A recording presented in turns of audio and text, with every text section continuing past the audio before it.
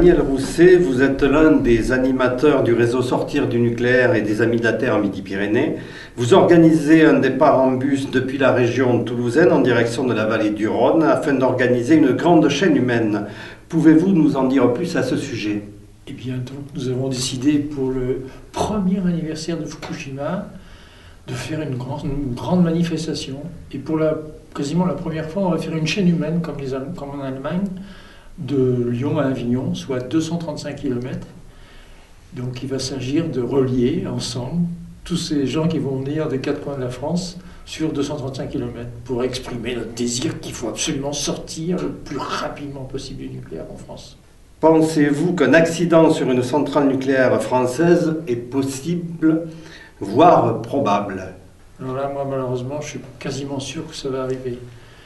Quand j'étais au début à Golfech, là, quand le EDF lançait le programme de Golfech, on nous disait c'est impossible que le cœur d'une centrale puisse fondre, c'est absolument impossible sur des millions d'années à réacteurs. Ils nous faisaient des calculs statistiques extraordinaires.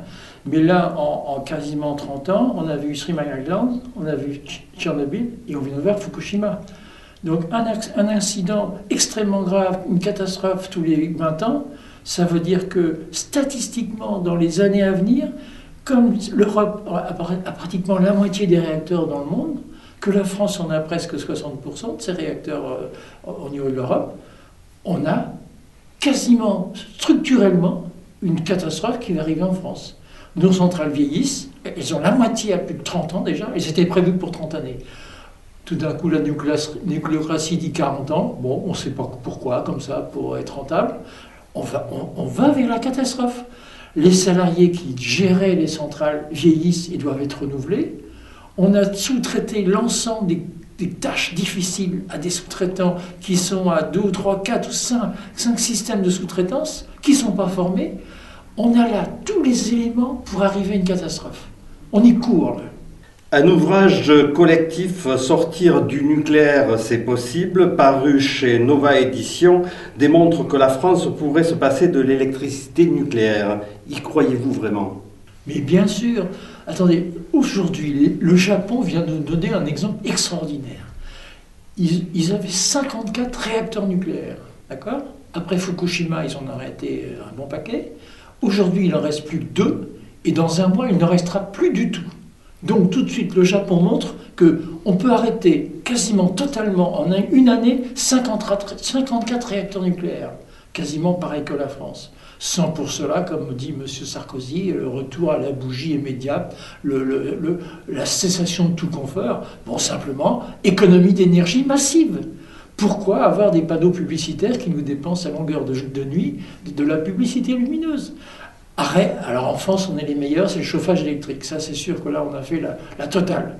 Chauffage électrique, il y a 15 jours, là, dans la période de grand froid, eh bien, extraordinaire, c'est l'Allemagne qui nous a fourni du complément d'électricité parce que nos 58 réacteurs n'étaient pas suffisamment puissants pour couvrir tous nos radiateurs électriques.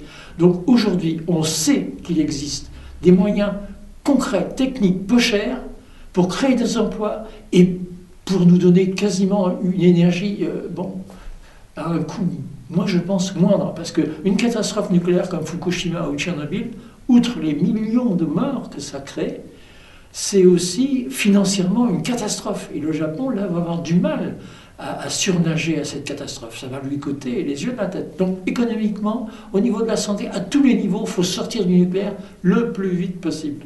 Dans votre vie personnelle, avez-vous vécu ou été le témoin d'un moment ou d'un geste de solidarité qui vous a marqué? Ben écoute, là on pourrait dire, regarde ces Toulousains là, tout de suite, le bus, il y a 4 bus, ça fait plus de 200 personnes.